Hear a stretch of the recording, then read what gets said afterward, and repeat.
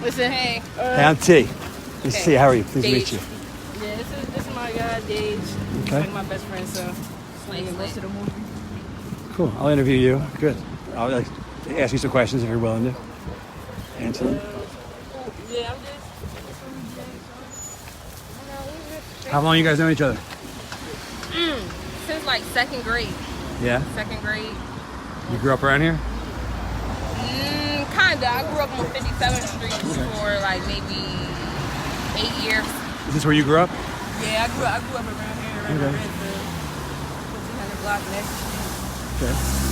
And you guys were at school together and you kept close just because you lived together? You see each other a lot, or? Well, I left St. Rose after my second grade year, and I left, and then I came back for like maybe 3 or 4 months of my fourth grade year, and then I moved off of 57th Street, moved down Southwest, and then when I started going to Mastery again in like, what was that, summer of 6th grade, that's when I seen Aj again, and automatically knew who she was, and it was from there. Busting it up from there, whatever. Yeah.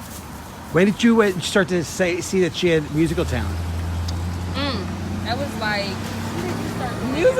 music was like I started doing that like 9th grade, bro. Yeah, 9th grade. I definitely did hear like one of your first songs. I forget what song exactly it was, but then I remember hearing Clouds. Oh yeah. And that was my John. Like her song Clouds, that was my John. Okay. And after that, it was just like grow up from there. And how would you describe her as an artist? Like, I mean, what are some adjectives you'd use if you were just like criticizing her? Yeah, you know, as a person and as an artist, how would you analyze her? All right, as a person, definitely a goofball. Okay.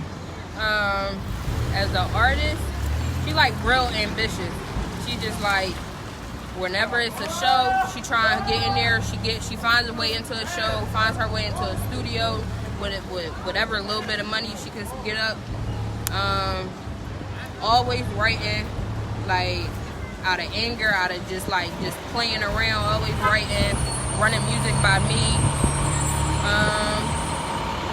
I don't know. I just say like real goal oriented. Like whenever she wants something, she finds a way to get it. Good at overcoming obstacles and keeping at it. Yeah, definitely. And how do you think she learned those qualities? Is that natural? Did someone teach her that influence? I feel like it's natural. Yeah. Like I don't think ambition can be taught. Like you gotta naturally want what you looking for. Okay. Why do you think she wants it?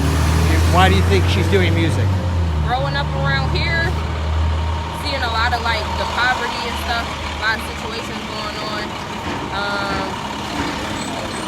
The pops, definitely for her dad. I just say life in general. Okay. Definitely is like her motivation. What influence of her dad? Tell me about that.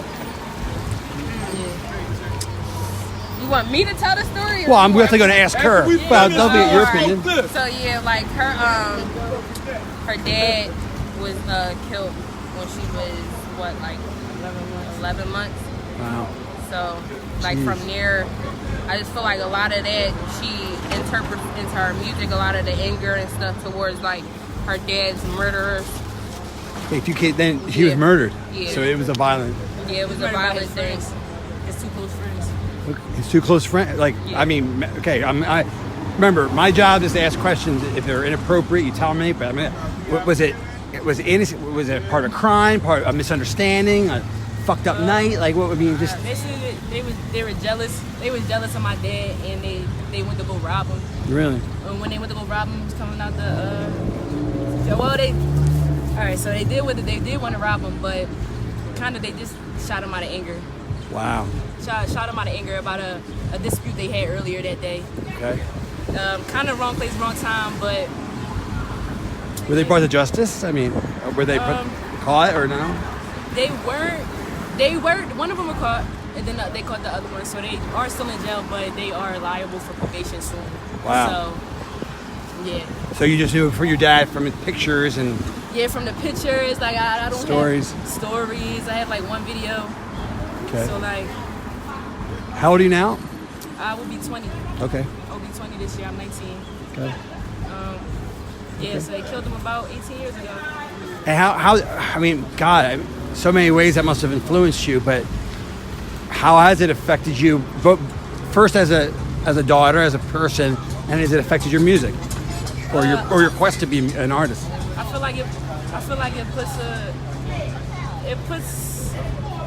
it gives me my drive as an artist. I feel like that and my cousin Tamir. We'll step by step, because you're out of light.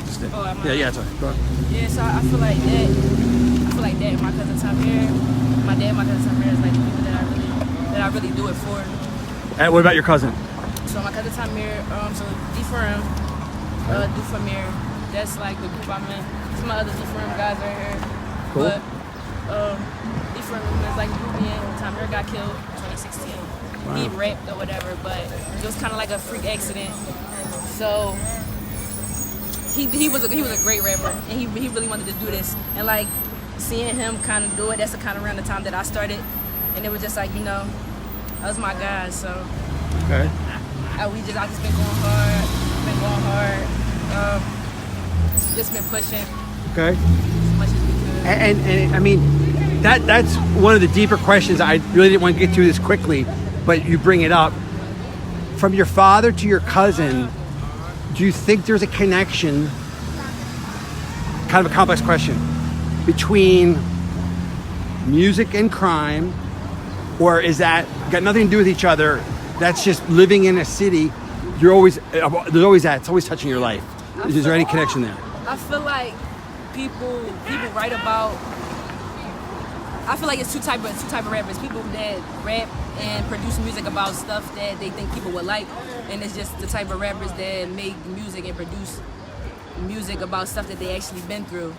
And I feel like I'm kind of like a mixture of both, but I feel like my stories and everything comes from my struggle, or comes from me not having what everybody else had, like me not having a dad, like seeing, like, daddy-daughter days, or like dads coming to pick up days, like I never got a chance to even say dad, like, or even see him, hug him, or whatever. And the same thing for my cousin, like, he did this music stuff, he went hard with the rapping, and I feel like since he's not here, I got to do it for him.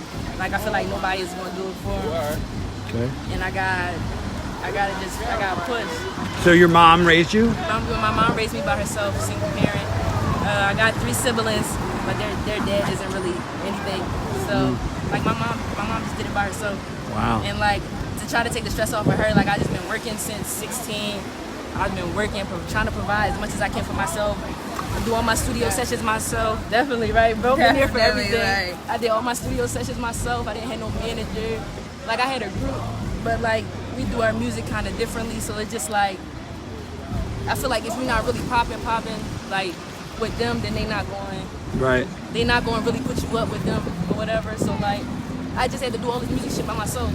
But like I'm here. And you're finally catching some breaks. So like I heard you in the car, like you got new management. Like what's that been like? Has things recently changed? Yeah. So recently I got new management. My management has been great, awesome. Been putting me in the studio.